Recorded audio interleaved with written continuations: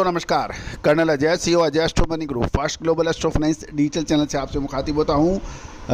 खबर निकल के आ रही है कि रशियन गेहूं की सप्लाई संबंधी चिंताएं बढ़ गई हैं।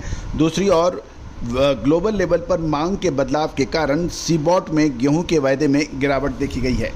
जानिए पूरी रिपोर्ट विस्तार से। दोस्तों, अजय एस्ट्रो मनी गुरु देश का पहला चैनल है जो 42 कमोडिटीज 5 मार्केट पर लगातार अपडेट और विश्लेषण आप तक प्रस्तुत करता है। दोस्तों, हम वर्तमान ही नहीं भविष्य का भी करते हैं सटीक आकलन। आप हमारे चैनल पर नए हैं, पहली बार आए हैं, अभी तक सब्सक्राइब नहीं किया है, यदि चैनल पसंद आए तो सब्सक्राइब कीजिएगा ताकि हर नोटिफिकेशन आप तक सबसे पहले पहुँचाई जाए। खबर निकल के आ रही है कि शिकागो बोर्ड ऑफ ट्रेड, जिसे सीबॉट कहते हैं, कि गेहूं के वायदे में शुक्रवार को दूसरे दिन लगातार गिरावट देखी गई है।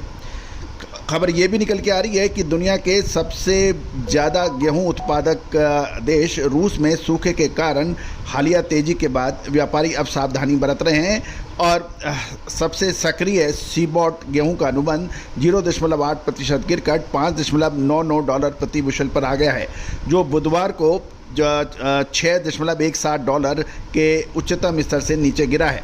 जून के मध्य के बाद जो सबसे अधिक है। गिरावट के बावजूद कीमतें सप्ताह के दौरान 3.4% बढ़ भी गई हैं।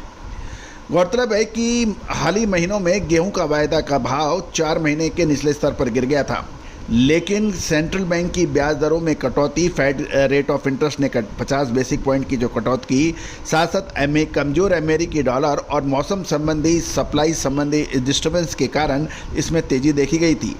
रूस के आयोल क्षेत्र में खराब बढ़ती हुई परिस्थितियों के कारण बुधवार को आपातकाल की स्थिति भी घोषित की थी, जो कि सूखे से प्रभावित नवीनतम क्षेत्र बनने के समाचार हैं।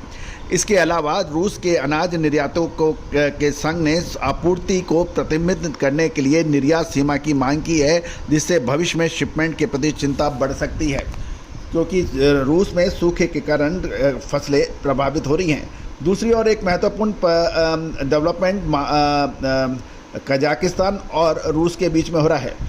कजाकिस्तान के अधिकारियों के अनुसार बाजार को और अधिक कॉम्प्लिकेटेड बनाते हुए रूस और कजाकिस्तान के बीच तनाव के कारण मॉस्को को रूसी क्षेत्र के माध्यम से कजाक के अनाज आयात पर प्रभावी ढंग पर प्रतिबंध लगाना पड़ा है। अमेरिकन कृषि विभाग ने गुरुवार को उम्मीद से अधिक साप्ताहिक गेहूं निर्यात की बिक्री की भी सूचना दी है, जिससे बाजारों को समर्थन मिला है।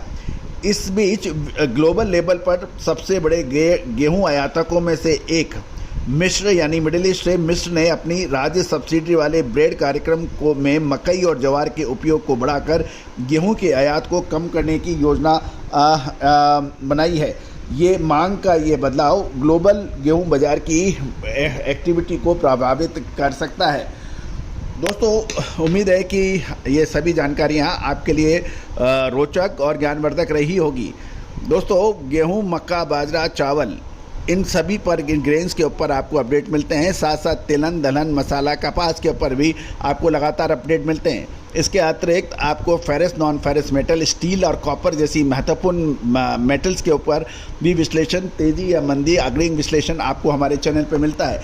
शेयर बाज़ार और करेंसी बाज़ार पर भी हमारे लगातार अपडेट आपको लाभान्वित करते हैं।